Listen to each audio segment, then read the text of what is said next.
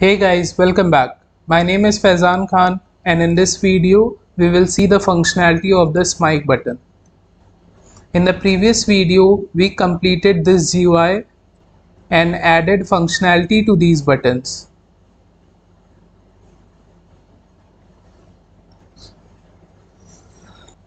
So this is my original project. Let me show you how this mic button works.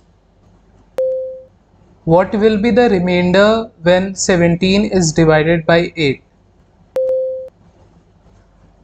Can you multiply 56 and 4?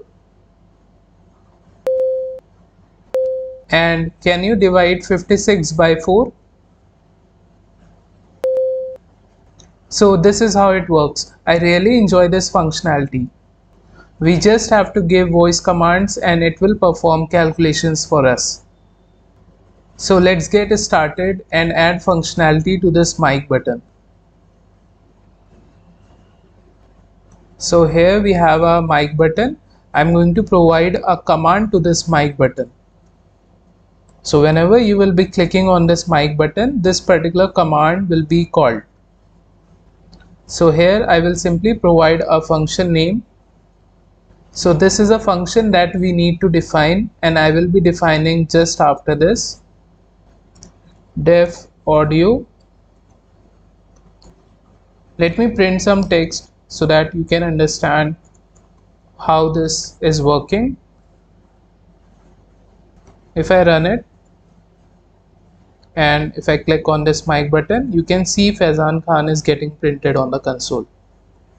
So I provided a command to this button. So whenever you will be clicking on this button, whatever code that will be written inside this function, that code will be executed. But we do not have to print anything. Firstly, we have to play a sound, that is this music1.mp3. So whenever you will click that button, you will hear this music1.mp3.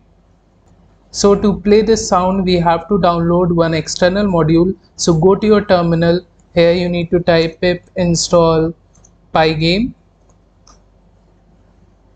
It is already installed in my system. Once you install it, then at the top you can import it. So from pygame, I'm going to import mixer module. This mixer module helps us to play any sound. So before playing any sound, we have to firstly initialize it. So mixer.init method. After initializing, now we can load this music in our code and then we can play it. So where we want to play it, inside the audio function. So here I'll write mixer.music.load method and the file name is music1.mp3. After loading the file, now we can play this file, mixer.music.play method. If I run, you will be able to hear this sound, right? After that, we have to provide voice commands. So to recognize this voice by this Python program, we have to download one external module which will help us to convert our audio into text. So you need to write pip install speech recognition. Make sure you write the correct spelling and hit enter. This one is already installed for me. Next, you need to install PyAudio. If you will not install it, you will be getting an error as this helps in voice input. Now you need to import this speech recognition module. So at the top, I'm going to import speech recognition. After importing it, now you have to create object of the recognizer class. So I'm going to use a speech recognition module dot recognizer class and will create object of it, SR.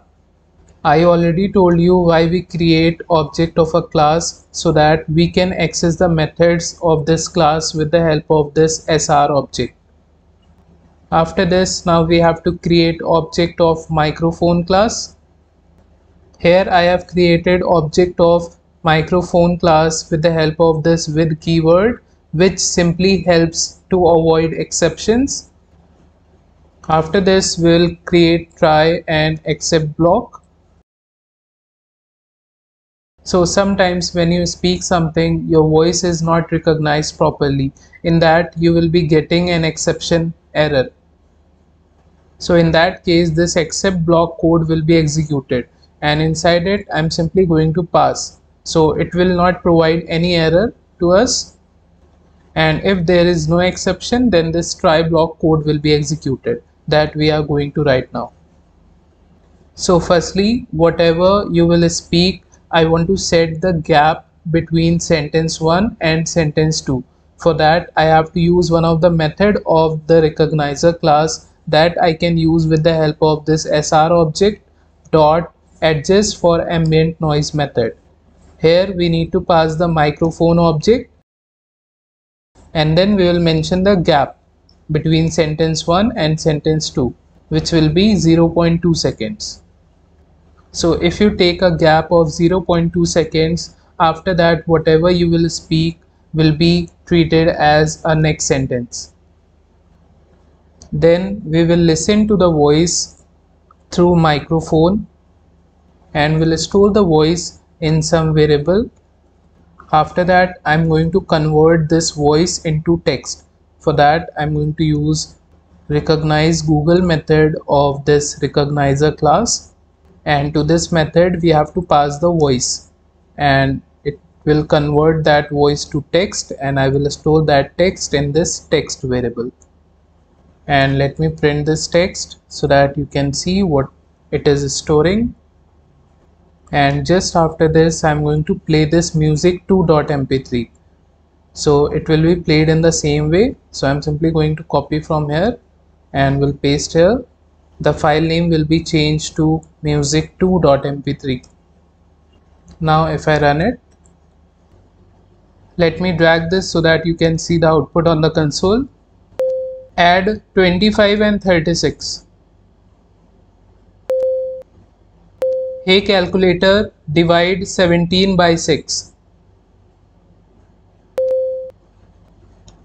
So from these sentences we are interested in the numbers and the operation, which is divide in this case and add in this case. So what logic I am going to use here? In a sentence, if there will be add text, then we will be performing addition. If in a sentence there is divide text, then we will be performing division operation, and so on. So firstly, I am going to split this text into a list. For that, I have to use the split method. So text dot split method, and I want to split the text on the basis of space, and that text I will store in some variable text list. Now if I print this list so that you can see, perform multiplication of 5 and 6.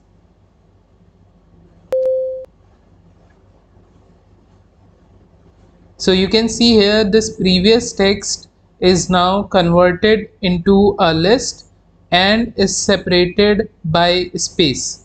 So from this list we are interested only 3 elements, this, and this.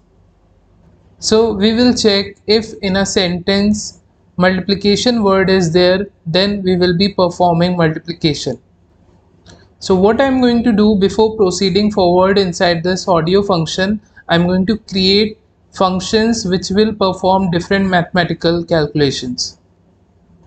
So just before this function, here I'll firstly define for addition, and to this function I will pass a and b.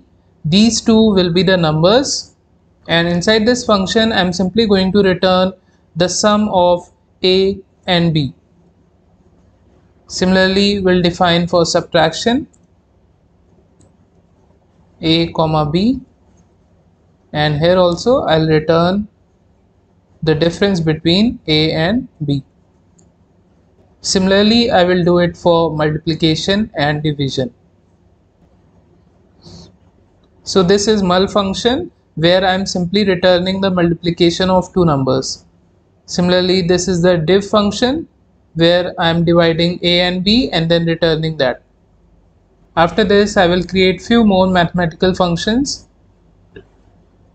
Next is this mod function, which will return the remainder when a is divided by b.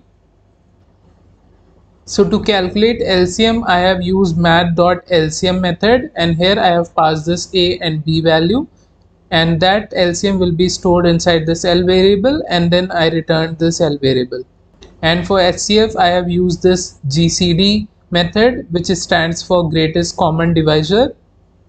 So if you will speak a sentence and there will be multiplication word in that, then this particular function will be called. Similarly, if you speak a sentence where division word will be there, then this function will be called, and so on. And now I'm going to create a dictionary where the keys will be the words which the user will speak. Corresponding to those words will call a function, right? So the words will be keys and the function that we'll call will be the values. So here I'm going to create a dictionary operations. Suppose if in a sentence there will be word add, in that case I will call this add function. Note here, I am only adding the name of the function and not calling it from here. You will understand why I am doing this later on. Similarly, if there will be a word like addition, then also I want to call this add function. Similarly, if the word will be sum, then also this same add. And if there will be plus, then again the same add function. I think these are the only words that the user will speak to calculator to perform addition. Similarly, we will do it for subtraction, multiplication, division, HCF and LCM. And for remainder, we can either use mod, remainder or modulus word. Now coming back to the audio function. So inside this text list, we had this list. So whatever you will speak, that will be converted to a list. Now what I'm going to do, I'm simply going to iterate through this list. If in this list the word matches with the keys of this dictionary, then I will simply call that function. But if you notice here, the function also takes two arguments, a and b, which is nothing but the numbers. So we will also have to extract numbers from this list. So we will see this logic also. But firstly, let me remove this print statement from here and here. I hope you understood this print statement. And now I'll use a for loop for word in text list. And inside this for loop, I'll check if word dot upper. Why I'm converting this word to uppercase? Because here inside this list I have added all these words in uppercase, right? I'll check if the word is in this operations dot keys. So this is a dictionary and all these strings are the keys, and all these function names are nothing but the values. Suppose if you speak perform multiplication of 5 and 6, then this multiplication will match with this one, right? So in that case, this condition will become true, right? Once this condition is true,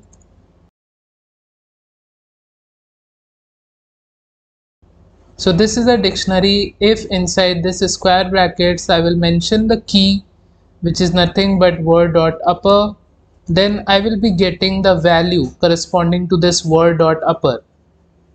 In this case, we will be getting mul here, right? And to mul function, we have to pass two values, a and b, right? But how will we get this a and b value, which is nothing but these numbers? So how can we extract these numbers from this list? So just before this, I'm going to call a function find numbers, and to this function I'm going to pass the text list. And now let's define this find numbers function. So just after creating this dictionary, I'm going to define it. Def find numbers. Since we are passing the text list, we need to receive that text list inside this function. So I'm going to receive inside this t variable. So here I'm going to create a list which will be empty initially. This list will store the numbers which are spoken in a sentence. So here I'm going to use a loop for num in t. So this t is nothing but this complete list. So how will we check if there is a number in the list or not? For that, I will simply try to convert this value which is stored inside this num into float. If it is successfully converted into float, then that is a number that I will append inside this L list. So I'll write L dot append and I will append this number. For this example, when the loop will run for the first time, first word will be performed inside this num variable, right? So that cannot be converted into float. Okay, so we will be getting an error, that will be value error. So what I'm going to do here, I'm going to create a try and except block. So let me provide indentation here. So when we will be getting a value error, that I will simply pass. So first word will be performed inside this num variable, then this except code will be executed, then next word multiplication will be inside this num variable, then again this except code will be executed, and this way when this 5 will be in this num variable, then this 5 will be converted into float, right? So once it is converted into float, then that value 5 will be appended inside this list. Similarly, when the 6 will be inside this num variable, then that 6 will also be appended to this list. Otherwise, we will simply get an exception and it will simply pass. So once this loop is over, I'm simply going to return this L value. So return L. So once you return the value, where this value goes, it goes to that same place from where this function is getting called. So in place of this find numbers, we will be having the value which is inside the L list, and that I will store in some variable. And let me print this L variable so that you can see what it is storing.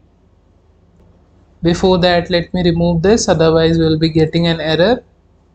Let's run. I will speak the same sentence. Perform multiplication of 5 and 6. So you can see what we are getting inside this L variable. We are getting a list of numbers only. So we have simply fetched the numbers from that sentence. And now it's very simple. As I already told you, this will return the function name, and in parenthesis you can pass L of index 0.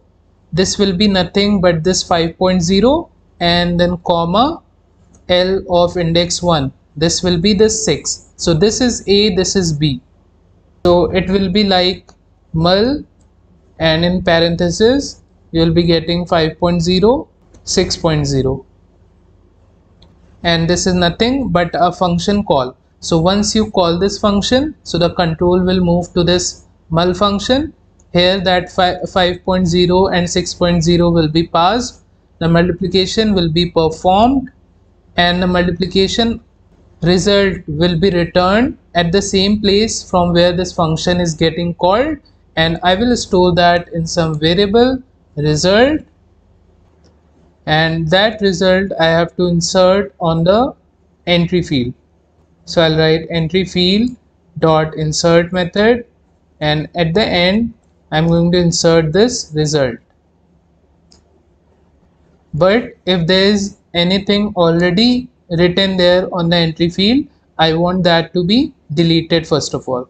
So I'll use delete method. From start till end I will delete everything, and then this result will be inserted. And then in the else part we will simply pass.